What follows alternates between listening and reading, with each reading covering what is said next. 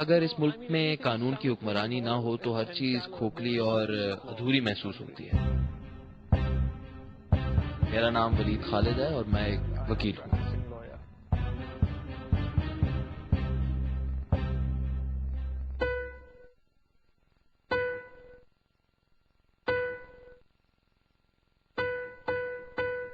ایسے لگتا ہے جیسے کوئی بڑا مسئلہ نہیں، لیکن 700 افراد پر مشتمل فہرست بنانا اتنا آسان نہیں ہے۔ آپ وہاں اہم شخصیات کو دعوت دینا چاہتے ہیں اور آپ کسی کو مایوس بھی نہیں کرنا چاہتے، تو یہ ایک بہت بڑی ذمہ داری والا کام ہے جو مجھے سونپا گیا ہے۔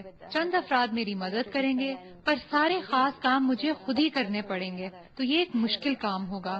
HSY حسن شہریار یاسین ہیں، وہ پاکستان کے ایک مشہور فیشن ڈیزائنر ہیں۔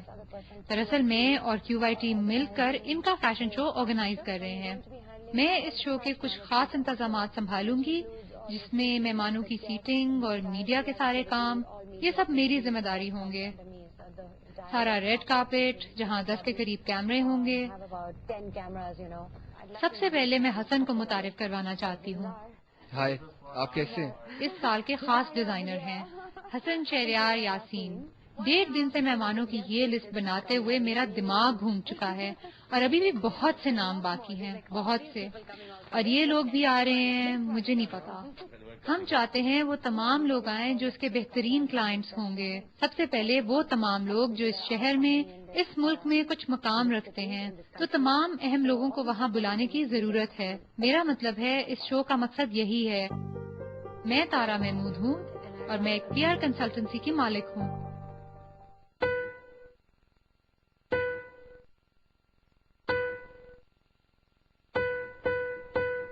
میرا خاندان 1990 سے سیاست میں ہے۔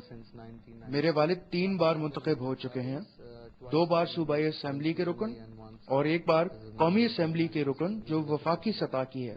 پچھلی بار وہ وفاقی سطح پر دفاعی پیداوار کے وزیر تھے۔ ان انتخابات میں میری شمولیت کچھ یوں ہے کہ میں نے 5 کنجان آباد علاقے لیے ہیں 14 علاقوں میں سے۔ حلقہ اس طرح تقسیم ہوتا ہے۔ میں نے ان 5 علاقوں کو تقسیم کر دیا ہے اور ان 5 علاقوں کے لیے ٹیمیں بھی بنا دی ہیں جو الیکشن کے دن اس بات کو یقینی بنا دیں گی کہ ہر ووٹر اور سپورٹر باہر نکلے اور ہمیں ووٹ دے۔ ہم اس وقت عیسائی برادری کے ایک بہت کنجان آباد علاقے میں ہیں اور ہم ایسٹر اور کرسمس پر یہاں آتے ہیں اور انہیں کرسمس کے بیگ دیتے ہیں۔ 3000 بیگ یہ 3000 خاندانوں تک پہنچیں گے اور بیشتر علاقہ کور ہو جائے گا۔ تو ہم ان کے گھروں پر جائیں گے اور انہیں یہ بیگ دیں گے۔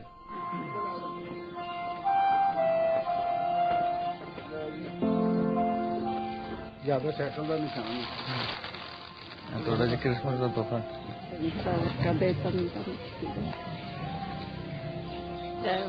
نہیں، مہربانی۔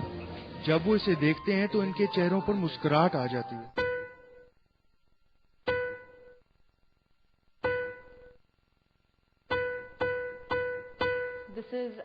یہ ہمارا 4تھا ایڈیشن ہے جو بنیادی طور پر فلم، آلٹرنیٹ فلم اور انڈیپینڈنٹ سنیما کے بارے میں ہے۔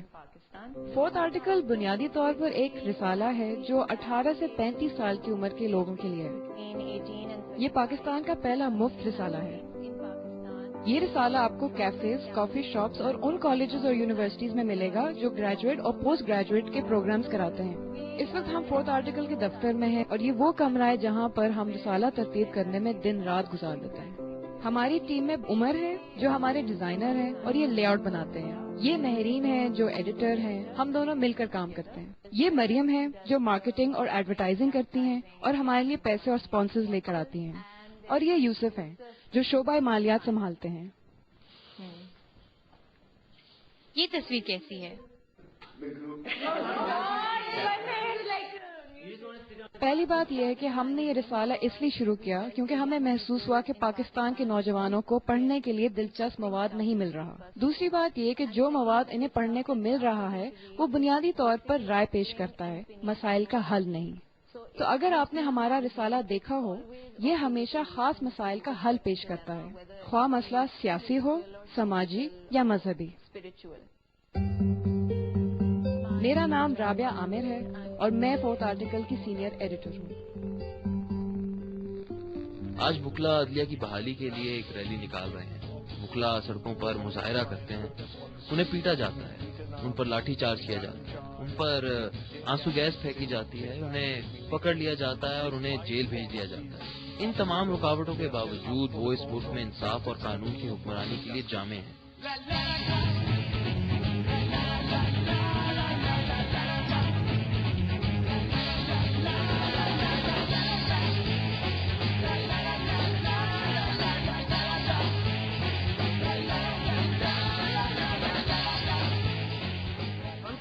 پولیس آپ کو سڑکوں پہ آنے دے تو پھر ٹھیک ہے، کیونکہ تصادم اسی وقت ہوتا ہے جب یہ آپ کو سڑکوں پر نہیں آنے دیتے، کیونکہ میں سمجھتا ہوں انہوں نے اب یہ پالیسی بنا لی ہے کہ وہ وکلا کو باہر نکل کر سڑکوں پر ریلی نکالنے دیں گے۔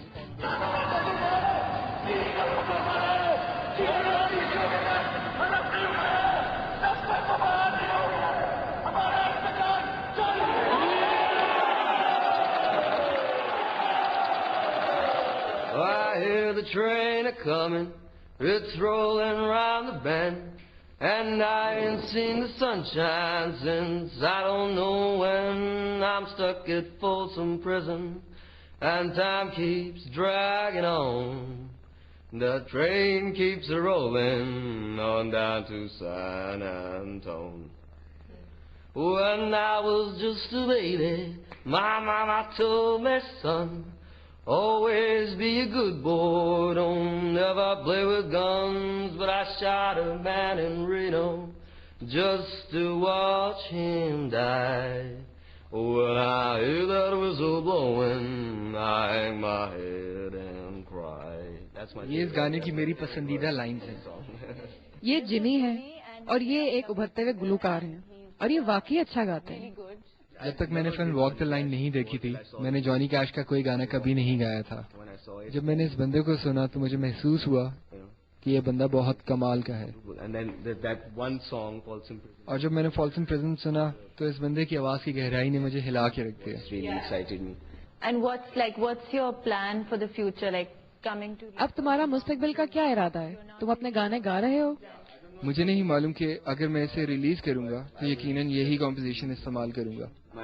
میں نے اے لیولز کے پہلے سال میں اپنا پہلا گانا بنایا تھا جو کہ آج تک سب سے مقبول ہے۔